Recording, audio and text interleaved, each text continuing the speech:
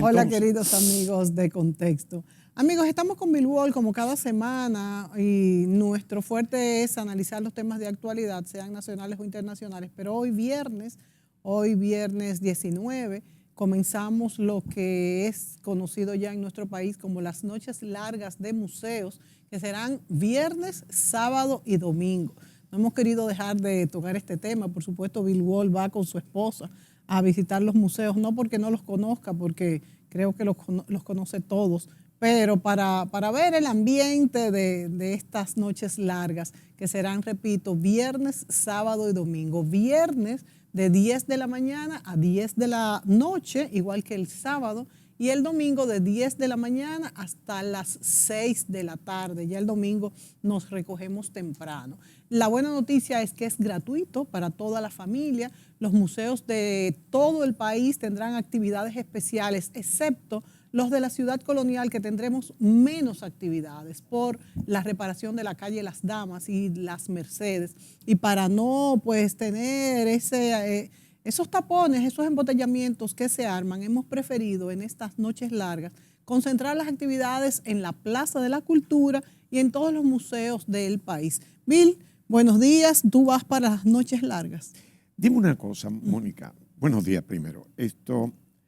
Primero, ¿por qué se le llama noches largas si es de las 10 de la mañana a las 10 de la noche? Bueno, y estamos en una época del año donde a las 7 de la noche, 7 y pico, todavía está claro, es de día. Mira, Bill, eso fue una celebración que comenzó en Berlín. En Berlín, por ahí por el 1997, cuando ya Alemania estaba unificada. Entonces, con el objetivo de atraer nuevos públicos, de esa efervescencia también que había en esa época, se hizo durante toda la noche. Y ya después de ahí, pues se quedó el nombre, pero en realidad la noche es más larga porque el museo está abierto hasta más largo, pero es desde 10 de la mañana, como tú muy bien dices. Y a mí también me llama la atención que hayamos continuado con el nombre de noches largas, pero esto es algo que se celebra alrededor del mundo. Muchísimas ciudades del mundo celebran lo que se le llaman las noches largas. Mira por qué me llama la atención. Nunca se me había ocurrido. Yo oía noches largas y dije, bueno, lo que pasa es que es la oportunidad para los hombres casados que quieren llegar a su casa tarde de decir que llegan a las 4. Pero tengo que decir esto, que llegan a las 4 de la madrugada a la casa y dice que estaba en el museo porque era de noche larga. O sea que, ¿verdad? Puede ser peligroso. Eso es peligroso, ¿verdad? Pero fíjate a lo que se presta a todo esto. Te voy a decir por qué llama la atención. Es interesante y no sabía que eso había surgido en Alemania en el 97, porque precisamente parece que a los alemanes les gusta eso de noche, la palabra noche, porque en 1938 viene una acción que de hecho fue muy triste, fue el comienzo a través de la violencia abierta contra los judíos del régimen nazi, que se llamaba la Noche de Cristal, Crystal Night. Sí. Y eso fue como resultado de un asesinato de un funcionario que no era de importante en la embajada alemana en París. No tenía nada que ver con racismo ni nada, sencillamente que no tengo los motivos claros, pero bueno, lo asesinaron por lo que fuera. Y entonces usaron esto en Alemania para culpar a los judíos. O sea, los judíos no tuvieron nada que ver, simplemente... No, los judíos no, y menos en Francia. Claro. Entonces, esto lo usó el gobierno nazi como un motivo para atacar todos los negocios judíos. Entonces salieron turbas dirigidas básicamente por la SS, que era el equipo digamos, agresivo del régimen nazi, no la SA, la SS. ¿Cuál es la diferencia de la SA y la SS? Bueno, la SS era la parte, digamos, bélica del partido nazi, sí, que tenía lucha en las calles desde los años 20, 30 contra los sectores socialistas, comunistas, y peleaban. Y tenía un uniforme caqui. Sí. El ejército alemán no usaba uniforme caqui, usaba un uniforme gris típico prusiano. Pero esta gente usaba un uniforme caqui más parecido a los ejércitos occidentales, salían por las calles a pegar golpes y a imponer por fuerza la idea nazi. Todavía no existía el gobierno nazi, por supuesto, eran campañas políticas, ¿no? Pero agresivas.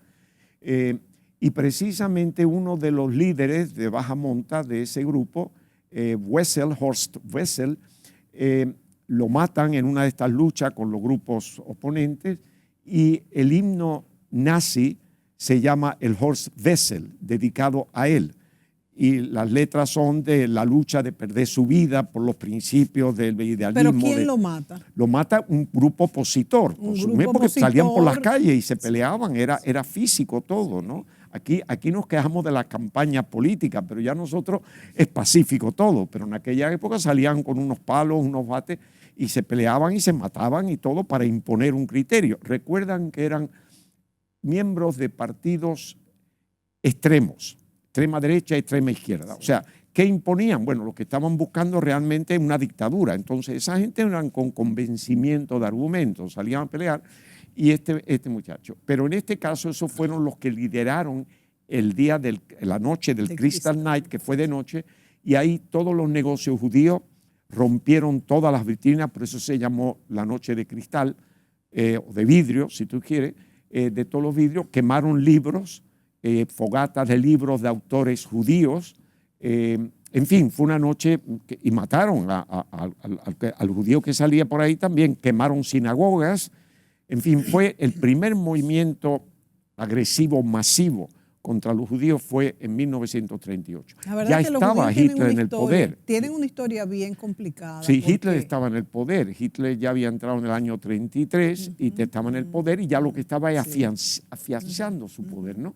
Pero vos te digo que me hizo gracia que tengamos la noche larga de los museos y aquello era la noche de vidrio de cristal de 1938, 59 años antes que los alemanes introdujeron eso en el contexto de museo.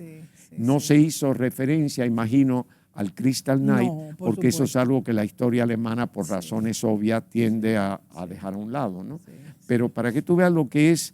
Pero bueno, volviendo a los museos, sí, es una gran oportunidad para que el público en general, porque los colegios, yo sé que los museos tienen programas para los colegios durante todo el año.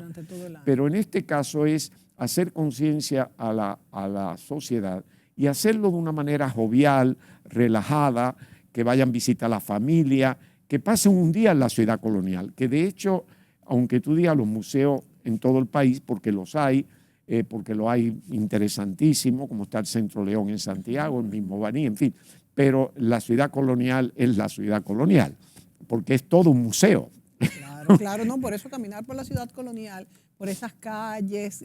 Por cierto, vamos a saludar esta iniciativa del BID de arreglar las calles, porque indudablemente, bueno, y fíjate, Bill, también hay que mencionar que en esta noche larga, el ICOM, que es la Organización Internacional de Museos, ha declarado que el tema de todos los museos que están afiliados a esta organización es la inclusión, la accesibilidad, y justamente esta remoción de las calles va a permitir que las personas, por ejemplo, en silla de ruedas, los que no tienen una visión normal, puedan pues con las rampas accesar, ir por los trillos, que sea una ciudad más caminable. En algunos lugares también pondrán algunos árboles, de manera que esa es la razón por la cual en la ciudad colonial no vamos a tener actividades como el año pasado, pero sí tendremos la entrada gratuita, por ejemplo, en el Museo del Mar.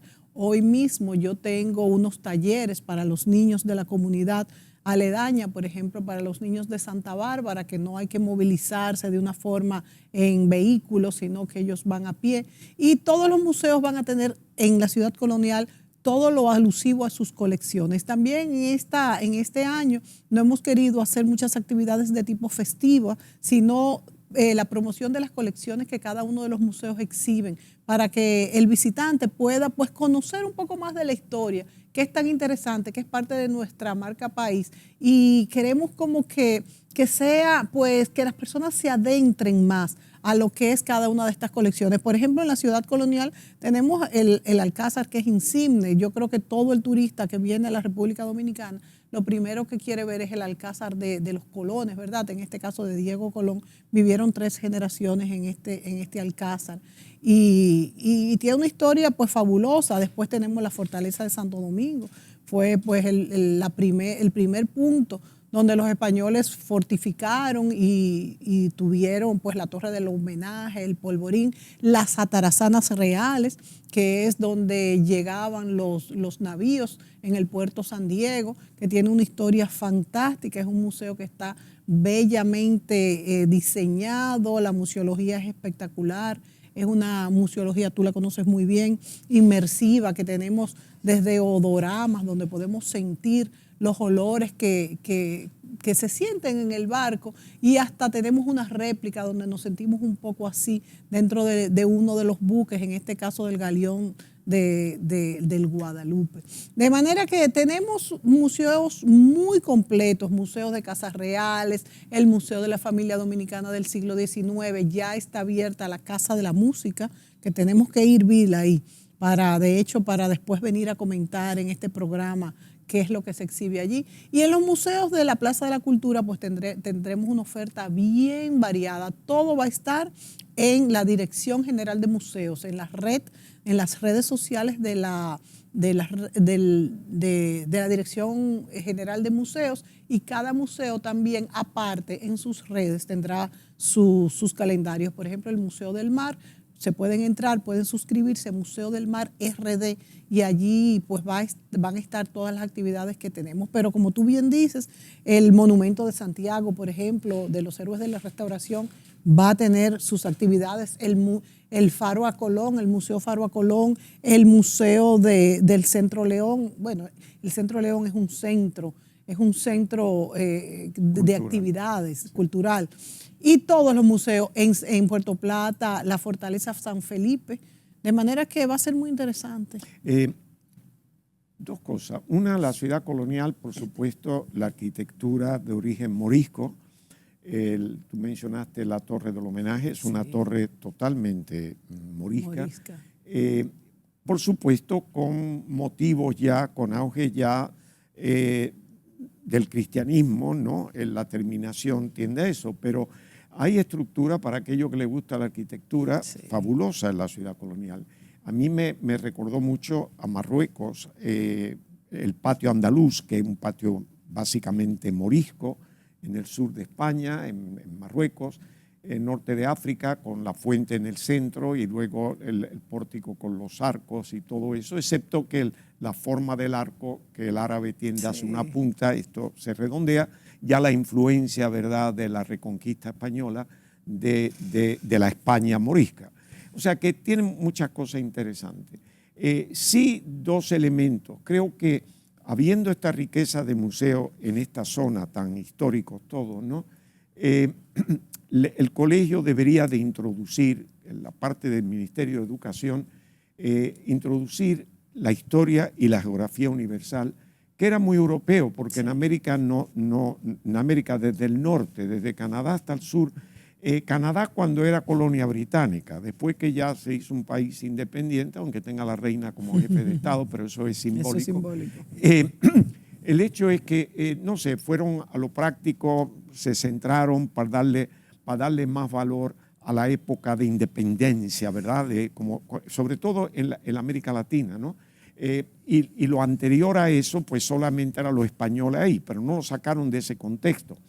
La historia fundamentalmente de un país o de una región tenemos que verla en el contexto de la historia universal, porque en muchos de estos lugares era una historia limitada al área por circunstancias que realmente tampoco se debía a ellos, sino era influencia foránea. Cuando hablamos de un mundo globalizado, en aquella época con las conquistas de los países poderosos y uno y otro, pues tenía un concepto de globalización, aunque fuera impuesto a la fuerza.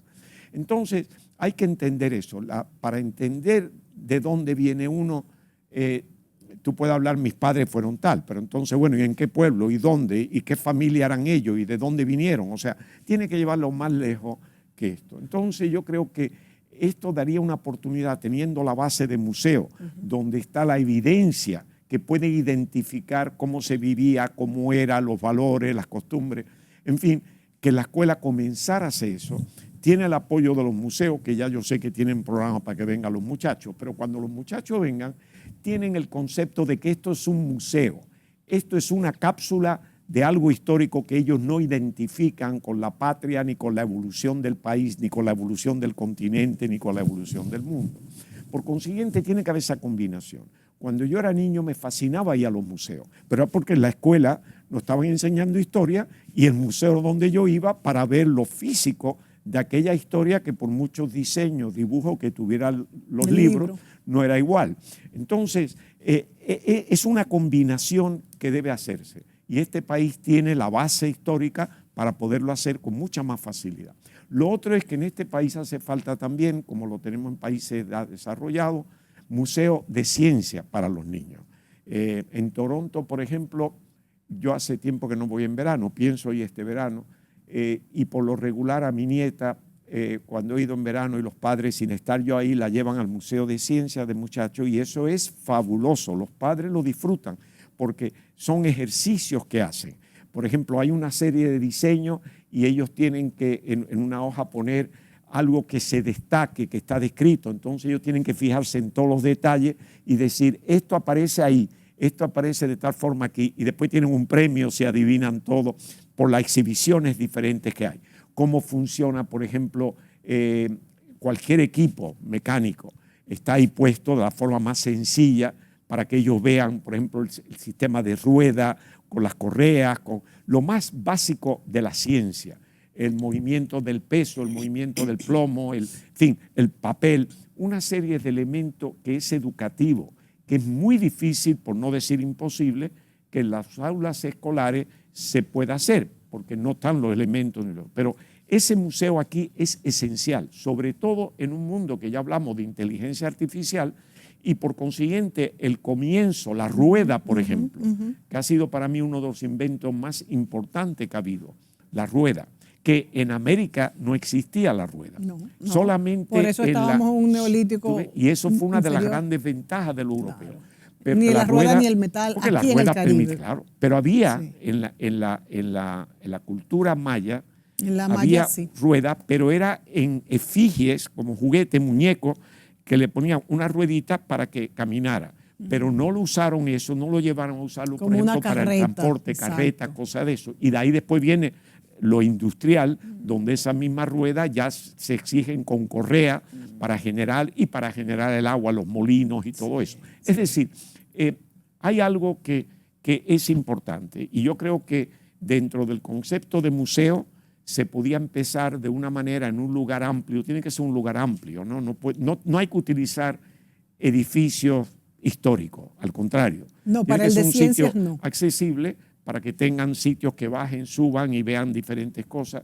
Y eso sería fabuloso, porque ya que tenemos la base histórica, vamos a ver la evolución del mundo, de lo mismo nosotros. Recuerda, por ejemplo, hay un museo del ron. Sí. Y yo he dado, como tú sabes, estas conferencias sobre la historia, el desarrollo del ron. No es simplemente el ron es un motivo porque es un producto autóctono del Caribe, pero realmente... Es un motivo para adentrarse a lo que es la historia de la evolución de lo que ha sido el pueblo dominicano, porque es que la caña de azúcar y el ron y esta fabricación ha sido cónsono con todo el desarrollo de la isla. Claro. Ahora, Bill, algo que tú dices muy importante y es que debemos destacar que no podemos dejar pasar la época de los muchachos, de la primera niñez y de la adolescencia, sin resaltar la historia y los valores dominicanos que nos dan la identidad a nuestra cultura. Y esto lo conseguimos en los museos. Y no existe un programa en conjunto, que yo he tratado de hacerlo. He ido bastantes veces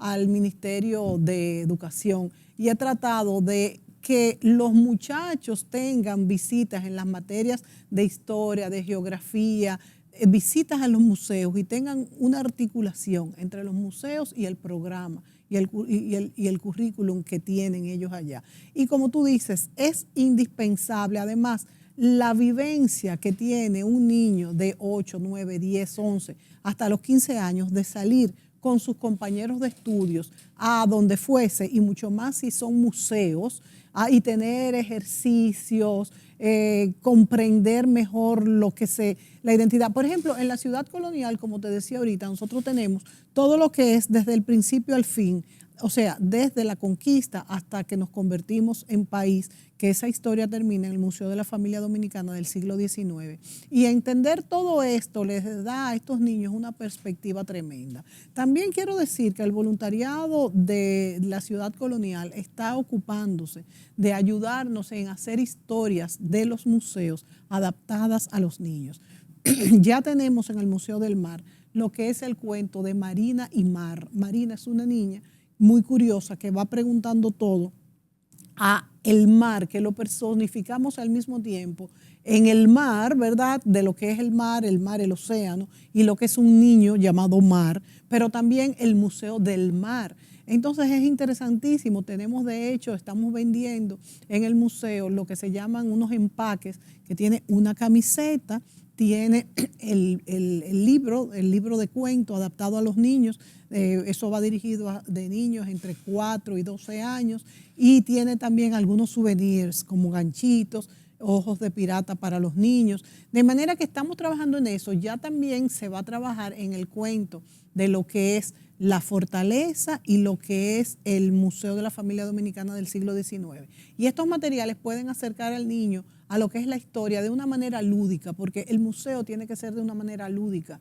de una manera dinámica, para que los muchachos no se aburran. Y por eso yo en el Museo del Mar estoy tratando siempre de tener actividades para niños y me he centrado en lo que son los niños de Santa Bárbara, porque primero que es como una herencia que tiene el Museo del Mar porque nos queda al lado, y también es una herencia que tiene pues la ciudad colonial porque fue el primer o de los primeros sectores que se desarrolló precisamente como ciudad costera, donde se establecieron calafateros, pedreros, pescadores, mercaderes, y fueron conformando lo que es la identidad de lo que posteriormente fue Santo Domingo como ciudad costera. De manera que yo creo que son los primeros pasos en este sentido, pero como tú dices, hay que aprovecharlo, hay que sacarle ventaja a que nuestros niños se preparen en lo que son los museos primero de la ciudad colonial y ya luego los otros que también se le deben de hacer pues estos programas. Y ojalá en algún momento tuviéramos un museo de ciencias, sería fantástico. Mira, vuelvo al mismo tema. No podemos encapsular la historia de un país en museos. El no museo solamente. no es un sitio para aprender la historia del país. La historia del país se aprende en los colegios.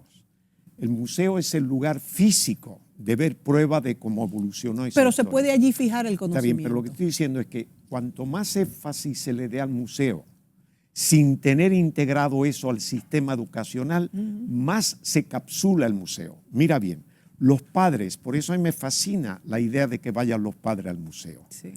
No es una lección en el colegio. Mi papá a mí me daba libros de historia. Mi papá me daba libros de cosas que él le gustaba. Y mira, léete esto y cosas por el estilo, para que yo entendiera. Y el museo era la visita donde estaba físico. El asunto está en que hay una tendencia en este país a dejárselo a los sectores correspondientes y es intrínseco. Yo no puedo necesariamente, es como ir al cine, que es otro problema. Tú vas al cine, ves una película, te llama la atención y te queda más del efecto de ese cine. Si es Superman, por ejemplo, o una de estas películas famosas, al niño que le queda en un museo, si no lo entiende. El museo es para entender lo que él va aprendiendo y lo quiere ver físicamente. Es compensatorio. No es el centro, que él diga, si quiero saber historia tengo que ir a un museo. No, que es lo que se está pasando aquí.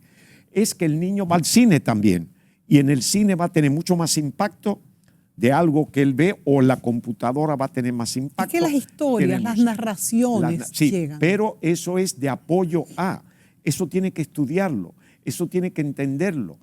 Porque el museo yo puedo ir y decirme, este es el momento, el museo normal, el galeón tal, todo lo que hay en españoles, y dónde iba, y de dónde venía, y tú me dices a mí la ruta de China, bueno, ¿y eso qué es?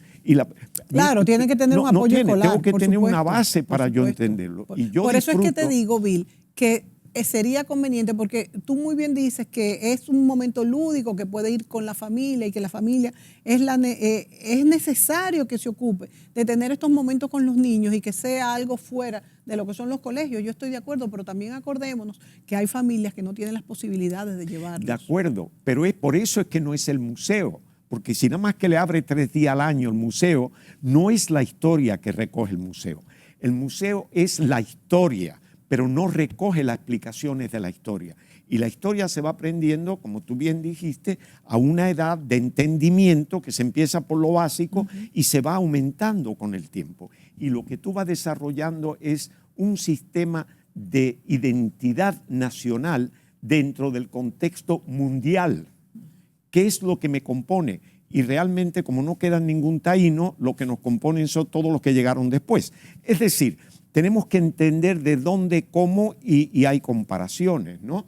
Por consiguiente, yo no digo esto criticando los museos, yo creo que los museos, lo que quiero decir es que el peso no puede quedar solamente en los museos. Claro, el museo es un punto de apoyo y eso tiene que estar en los colegios. Pero si tenemos dificultad hoy con exámenes de matemática básica o del idioma español en la gramática, entonces es difícil. Pero cuando hablamos de nacionalismo y tenemos un mes nacional, mes de febrero, y no entendemos nuestra historia, ni de dónde vinimos, ni lo que costó, ni dónde estuvimos, entonces evidentemente es un mes de qué, que metemos ya al final del mes carnaval, que viene también con Semana Santa, que todo eso está mezclado ahí.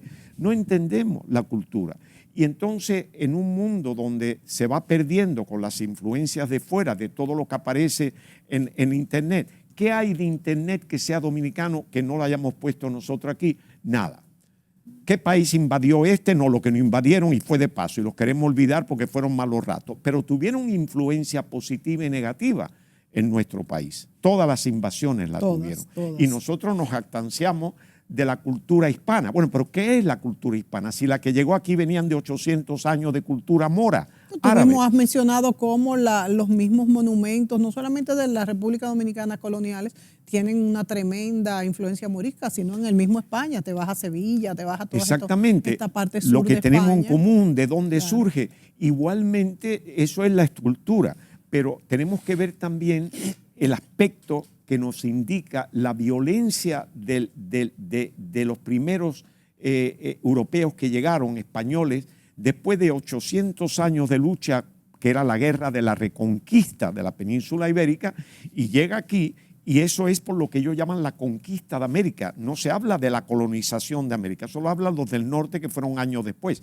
Lo del sur era la conquista, era la guerra, claro, la conquista bajo el símbolo de la cruz, contra la media luna musulmana, que era una guerra fanática también religiosa, y llega aquí y esos mismos individuos que llegan crean eso.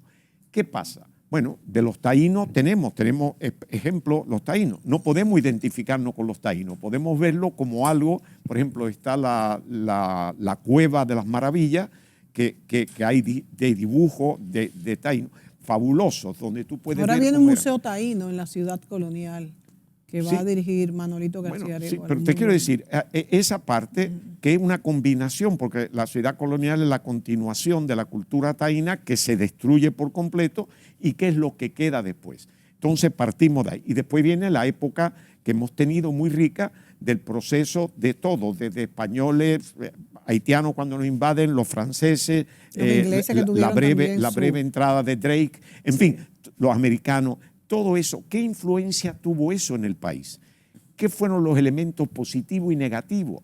Porque Colón en su segundo viaje trae la caña de azúcar, de la cual nos identifica como país. Exacto, entonces, nos identifica los como primeros marca. ingenios fue la primera industria que hubo en este país. Y que se ha sostenido durante siglos. A través de los años y cómo ha ido evolucionando. Y es parte de nuestra identidad. Es muy difícil que una isla del Caribe, cuando te menciona ¿qué te digo yo? Las bondades de la isla, no te saca habla del azúcar como algo autóctono, ¿verdad? De la isla. Sí. Es decir, esos elementos lo que te hace sentirte orgulloso, te identifica con algo. Y eso yo creo que los museos están haciendo, yo creo que, no voy a decir más de lo que deben, porque nunca siempre hay algo. Más. Pero sí tiene que ser que sirva de apoyo a un sistema educativo que vuelva a entender. Para tener valores hay que entender el origen de esos valores y cómo esos valores han ido evolucionando a través del tiempo, en parte a la evolución histórica. Los españoles lo que dejaron, lo que pudieron dejar, aunque fuera ¿Cómo cierto grado, surgimos? ¿De dónde sale? ¿Qué dejaron aquí? Esta identidad Exacto. dominicana? Aquí hay No apellidos tenemos de varios orígenes. de muchísimos italianos, españoles, pero franceses. Nos tenemos que ir a la pausa, pero oye, escuchándote hablar, pienso, bueno, hay dos productos que nos identifican como país y como región y ninguno son nuestros de origen. Tú ya has mencionado la caña de azúcar y las palmeras, que también fueron traídas. Y yo la verdad es que pienso en palmeras y pienso en el Caribe, para que tú veas cómo también la identidad se va acomodando. Para mí, la palmera es como la figura femenina del paisaje, como que me siento identificada, ¿ves? Yo pienso en eso y pienso en un oasis en el Sahara con las palmeras y los dátiles. Ya ves, porque aquí tú es eres... coco, pero sí, la palmera, dátiles. Y recalco que Bill, como tiene un origen tan diverso, vamos a decir, si se pudiera utilizar ese término, porque Bill nació en Marruecos, pero siendo de madre española y de padre inglés. O sea que tú tienes Yo tengo una mezcla muy Tú tienes rara, una mezcla y ya es dominicano. Nos vamos a la pausa, volvemos.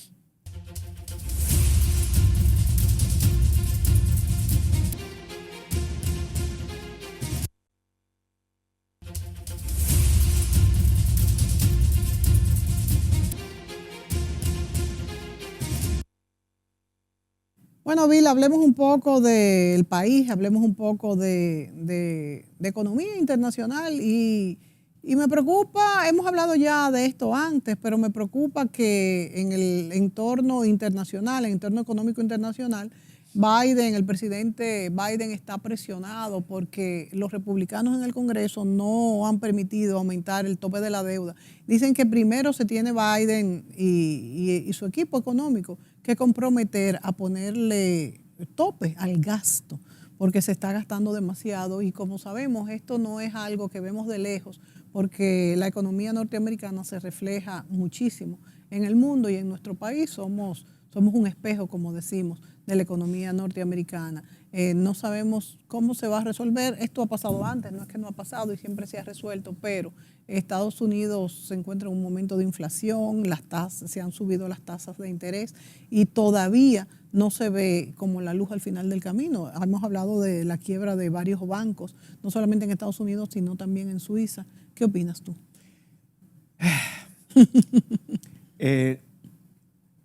En democracia, los congresos, las dos cámaras o si es unicameral, que son los que realmente redactan las leyes, ¿no? Aunque la promulga el Poder Ejecutivo, pero ellos son los hacedores. Es un ente que tiene que ser obviamente político, ¿verdad? Son políticos, son electos porque sí, son políticos. Hay intereses económicos en todo y hay intereses de ideales hasta cierto punto, aunque eso se ha ido perdiendo de principio, ¿no? Lo que es el socialismo y el capitalismo, etcétera, ya eso queda relativamente poco, son más bien, ¿qué te digo yo?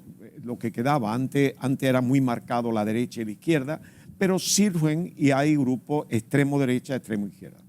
Ahora bien, habiendo dicho eso, esta situación del tope de deuda, que existe el tope de deuda, solamente sucede cuando el gobierno está dividido. Las dos cámaras, una la controla un partido y la otra. Muy buen punto. Partimos, de hecho, de la base de que en la mayoría de los países, incluyendo República Dominicana, que tenemos muchos partidos, pero a la vez lo que predominan son 2, 3, 4.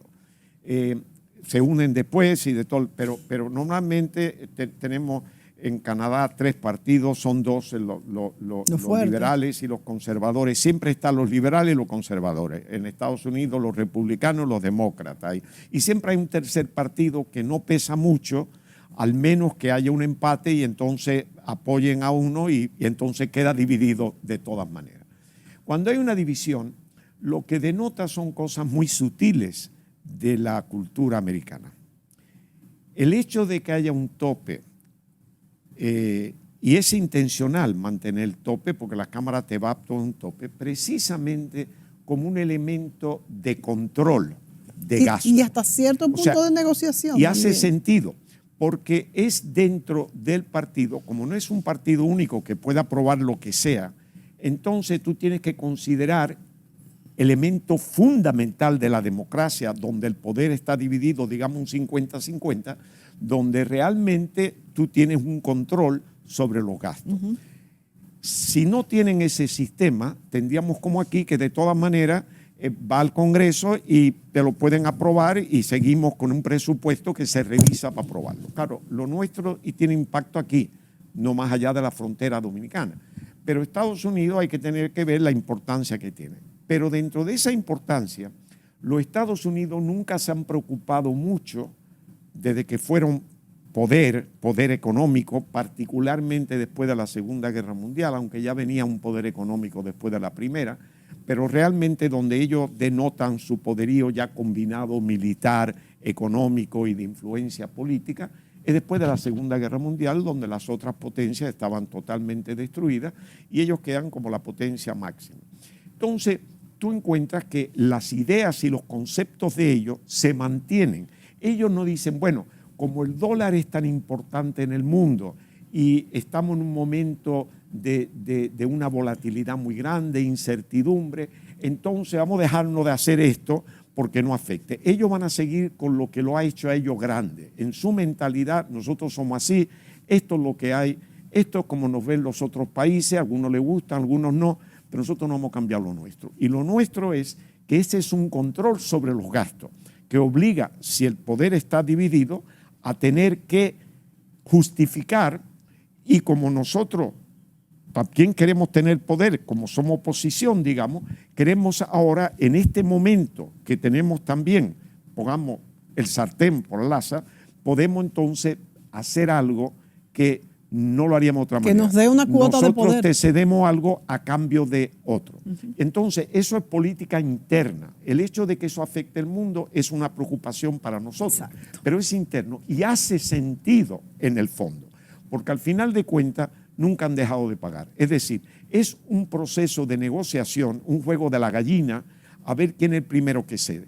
Y yo te garantizo a ti que desde hace ya un mes o 2 meses ya saben hasta dónde está el punto de ceder y no ceder, porque a ninguno de los dos le interesa que Estados Unidos entre en un default, o sea, en un proceso de impago. Claro. Imposible, eso es peor. Pero entonces tú estás viendo un movimiento interno de control, lo que se llama en inglés check and balances, que es de control y equilibrio, donde que es saludable. Se exige los poderes. Y es saludable. Ahora, que nos puede afectar, sí. Que este momento, y eso ha sucedido muchas veces, y este momento es un momento... Bueno, es saludable si se... Exacto, depende. No, pero bueno, es saludable porque también los Estados Unidos al hacer eso se están poniendo en la palestra y se están quitando la ropa, porque tú estás viendo qué es lo que busca uno y qué es lo que busca el otro y qué es lo que no, y dónde están las diferencias. O sea que a la vez, en una democracia, eso, lo que están pidiendo y lo que no están pidiendo, aunque lo estén discutiendo, sale y se sabe que, por ejemplo, lo que tú dijiste, una de las cosas que los republicanos quieren que haya tope para diferentes tipos de gastos, porque el señor Biden, por ejemplo, en su gobierno dice que los estudiantes se le tienen que perdonar los préstamos que le da el gobierno. Esta gente dice, no, eso no puede ser, ahí tiene que haber, entonces, y cosas por el estilo. Uno se va hacia lo social y el otro se va más al macro como opositor, buscándole las debilidades. Es decir, el país está descubriendo las diferencias que hay entre los dos partidos principales. ¿Y qué te parece el caso de Trump? Bueno, el caso de Trump es un caso triste desde antes de salir Trump. Pero sigue fuerte, sin embargo, tiene sus seguidores y claro, es el candidato ahora mismo a sus 80 y pico de años. Pero el asunto es hasta qué punto lo va a apoyar el partido o no. Y yo dudo Cuando mucho. el partido, aún estando en el primer gobierno y antes del primer gobierno siendo candidato y en el gobierno, muchas veces no lo apoyó. El problema yo creo con el partido, particularmente el Partido Republicano, es que sea Trump o sea otro candidato que se ve como DeSantis pero que todavía no hay nada todavía, seguro. No, pero todavía tiene características extremas. Vienen con influencia extrema. Yo creo que lo que Trump mostró en sus elecciones es que se apoyó en la extrema derecha. Sí. Y le dio resultado en ese momento. En estos momentos habría que ver hasta qué punto pesa el periodo de Trump, que sabemos que trató de controlar las elecciones diciendo mentiras, como Giuliani, que también está haciendo ahora mismo su mano derecha, que fue alcalde de Nueva York. Aunque Giuliani resolvió el problema de la violencia. Sí, pero por eso, porque era dictatorial, sí. Pero lo resolvió ¿cómo? O sea, tú puedes decir, bueno, la violencia, vamos a decir que el fin justifica los medios, como la guerra. Sí, pero estamos en democracia. ¿Hasta qué punto se exagera la nota? Porque durante Trujillo aquí veía supuestamente una paz extraordinaria, supuestamente. O sea, que estemos claros cuál es el costo, porque todo tiene costo. Claro. Pero lo que te quiero decir es que hay democracia que tú no puedes, tampoco tienes que manejarlo. Ahora, si tú lo vas a hacer dictatorial, bien, pero hay gente, ¿de dónde viene la base de Trump? Pues de estados que son más tradicionales, más conservadores, menos mezcla de razas, por ejemplo, como sucede en el estado de Nueva York, en California, la influencia de los latinoamericanos, la influencia de otras culturas que se aceptan en una democracia, que fundaron Estados Unidos. Y vemos por otro lado los ultraconservadores, muy religiosos, con unos principios que realmente hoy es complicado. Si tú tienes que unos 40 millones de hispanos en Estados Unidos, posiblemente algo más de eso, que representa ya, por decir, entre un 10 y un 15% de la población, tú te das cuenta que el perfil de Estados Unidos ha ido cambiando en las últimas décadas de influencia anglosajona protestante a una influencia de mezcla más latinoamericana. Sin embargo, Bill, yo creo que el perfil de Biden no está fuerte para una reelección. Entonces yo considero que son dos malos candidatos. Bueno, lo que pasa es que tú tienes un candidato que es el mayor candidato que ganó las elecciones. Bueno, para mí un muchachito, pero bueno, un mayor candidato. Eso no ha sucedido antes. ¿Cuáles son las condiciones físicas de Biden? Y vemos a Biden 4 años más, pero no desde ahora, desde el año 24. No sabemos. La vicepresidente desafortunadamente no ha llegado a lograr ganarse la simpatía, el entendimiento. Yo diría que incluso la popularidad tampoco. Sí, no la tiene. Entonces no hay carisma, ni en un partido ni en otro partido. No tenemos el carisma de un Kennedy, no tenemos el carisma de lo que fuera. De muchísimo. Antes había... El mismo Obama. Sí, Obama tenía un carisma tremendo. O sea, y el mismo Bush, tan criticado que fue, también lo tuvo. Tiene carisma, ¿no? El papá de Bush fue un hombre muy... En fin, todo eso, ¿no? Todo tenía... El mismo Reagan a su manera tenía... también. Es decir, era otra época, desde luego. Pero era así, ¿no? No tenemos... Acuérdate de la toma de posesión de Obama, que ello fue apoteósico. Por eso te digo que realmente los tiempos cambian, pero hay que tener a alguien que pueda traer la base pensante del país. Y respetando el entusiasmo, los cambios que hay, los perfiles de cambio que hay en el país. Canadá en su constitución, que originalmente era el acta o la ley de América del Norte de Gran Bretaña, que reposó en Londres hasta el año 68, si mal no recuerdo, y entonces en ese momento ya Canadá era independiente en todo sentido, pero entonces se hace una constitución canadiense, ahí es cuando cambia la bandera canadiense, que venía de la bandera mercante, de la Marina Mercante Británica, que tenía en una esquina la bandera británica y después era roja con la flor de arce que distingue a Canadá como emblema. Entonces eso viene a la bandera que tiene actualmente. Y viene la constitución que se crea en Canadá. Una de las cosas que esa constitución reconoció, claro, Canadá hoy no llega a 40 millones de habitantes, están 39 y algo, y uno de los países desarrollados que más está creciendo por la entrada masiva de unos 300.000 inmigrantes, pero muy organizado, escogidos. Muy organizado. Escogido. No entonces, a lo loco, ¿qué pasa? El país depende de eso. Entonces, ¿qué pasa? Se va reconociendo en esa constitución un cambio en el perfil étnico de Canadá, que ya el WASP, el blanco protestante tal, que era el que dominaba, aunque tenía un componente católico en la provincia de Quebec, que venía de la época de la Francia, ¿no? del Canadá francés, todo eso, pero era eso lo típico. Y se está dando cuenta que la entrada de chinos, la entrada de hindúes, de pakistaníes, y de otras ciudades. Por ejemplo, en el 56 ya estaban entrando bastantes húngaros como resultado de la Revolución Húngara, profesores, matemáticos. Pero hemos hablado nosotros dos en este programa de cómo ha sido absorbida esta migración, porque se hace de una manera sumamente organizada. Muy controlada. Entonces, claro, tú puedes hacerlo en un país de esas dimensiones, que tiene muchísimo terreno baldío, muchísima riqueza natural. Exacto. Y no hay esa presión social. Entonces, tú puedes hacerlo. ¿Qué es lo que reconoce? Tenemos que irnos a la pausa, Bill. Pero bueno, entonces seguimos. Volvemos.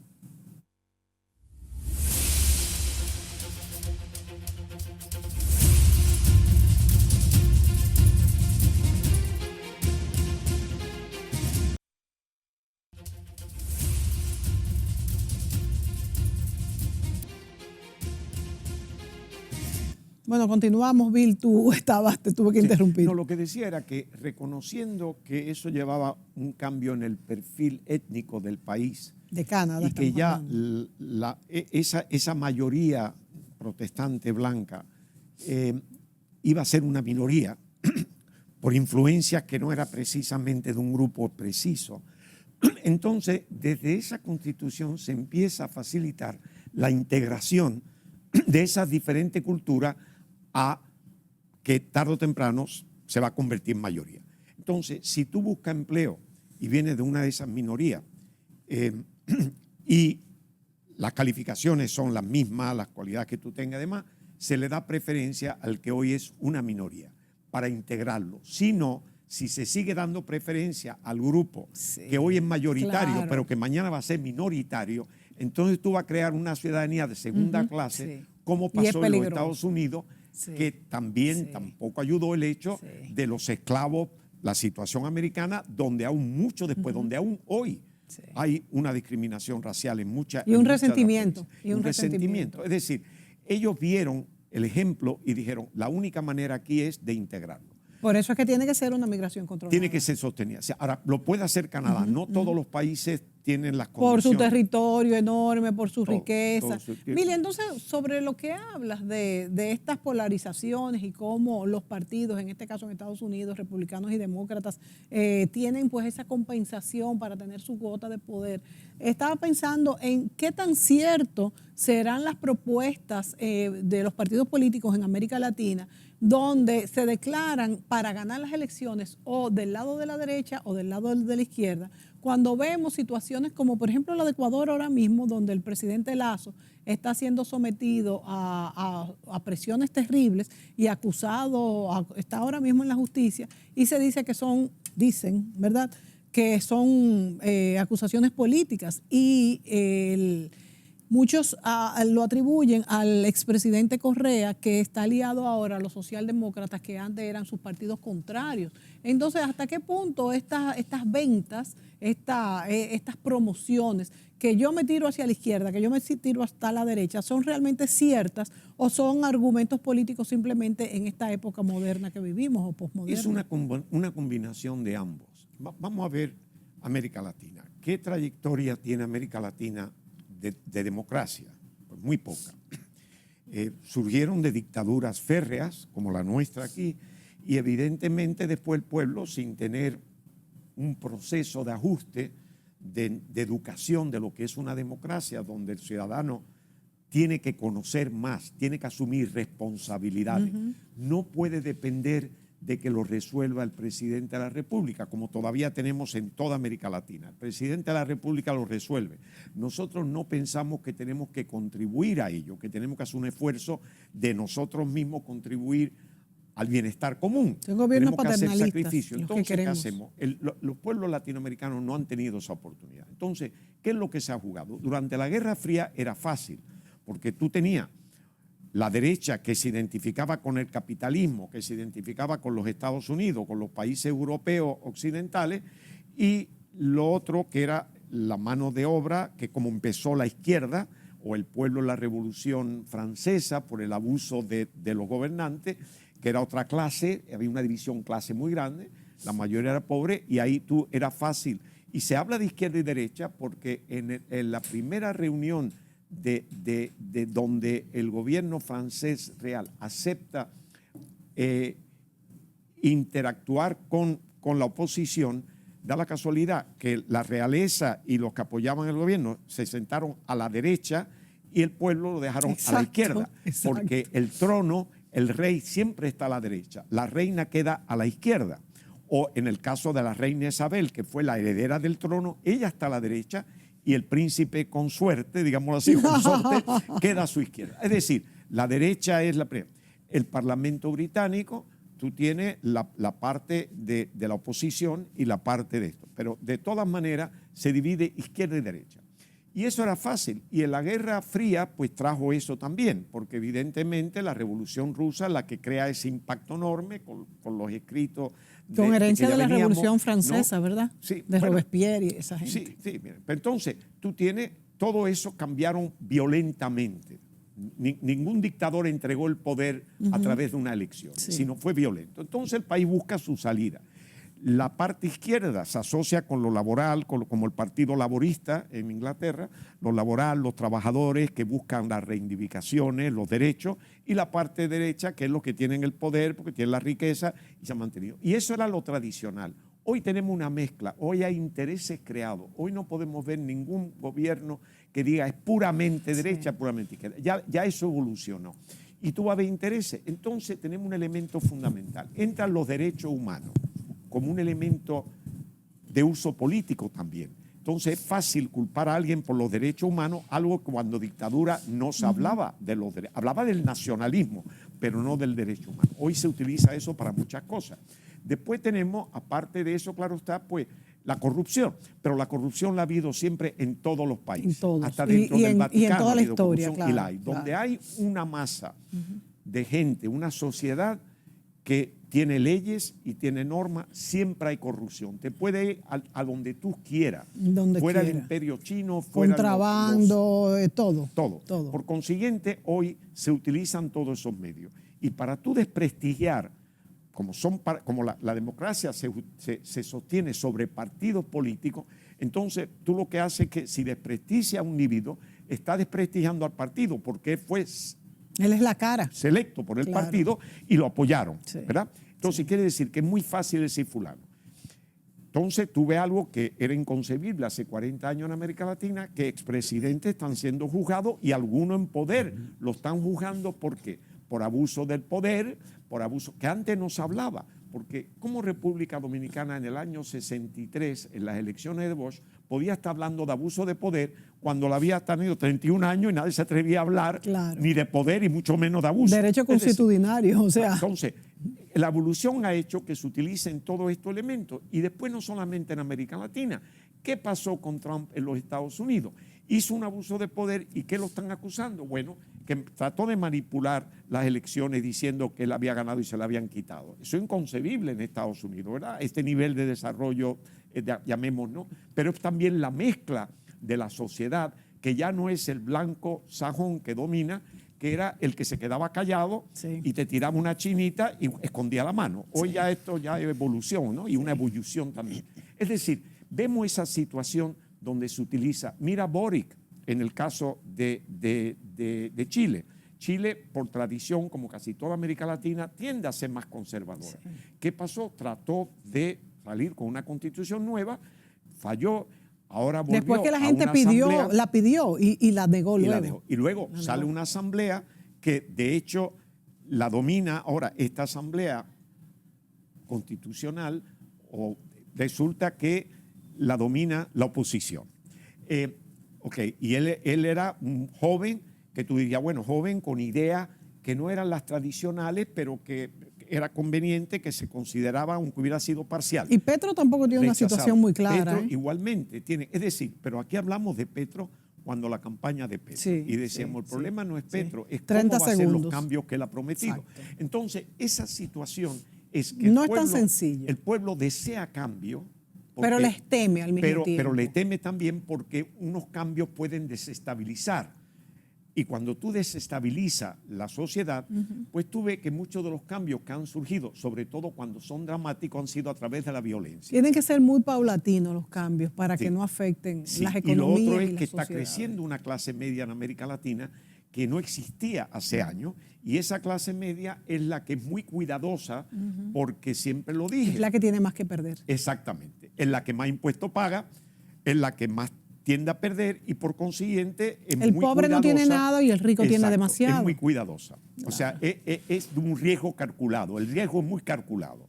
Entonces tú debes la hipoteca de tu casa, pero la casa es tuya, pero debes la hipoteca, el carro a lo mejor tiene un préstamo, tú tienes que trabajar, tienes que cumplir. Si lo pierdes vas a perder ya todo lo que invertiste, te vas a quedar en la calle, ya te acostumbraste a estar más o menos cómodo. ¿Y cuál es eso? Eso crea la estabilidad social, porque al tú ser cuidadosa, prudente, calculada, estudiosa, entonces por eso son tan importantes las clases medias. Eres cometida, va a comportarte bien. El pobre que no tiene dónde caerse pobre, pues se va a exponer lo que tiene la vida y la vida no es muy atractiva. Sí. Y el rico tiene mucho que exponer, por consiguiente es la clase media. Y América Latina hay que ver que está en un proceso de desarrollo en su clase media que todavía no es consolidada. Y después hemos visto el caso de Estados Unidos, donde sí existe la clase media y sin embargo ha llegado a un tope donde vuelven esos males del ser humano de tratar de controlar fuera de la regla. Excelente, Bill. Se nos acabó el tiempo. El análisis de hoy ha sido bueno. A ustedes gracias por acompañarnos y a Bill, como siempre, invitarlo cada semana a que analicemos un poco de la actualidad. Hasta la próxima.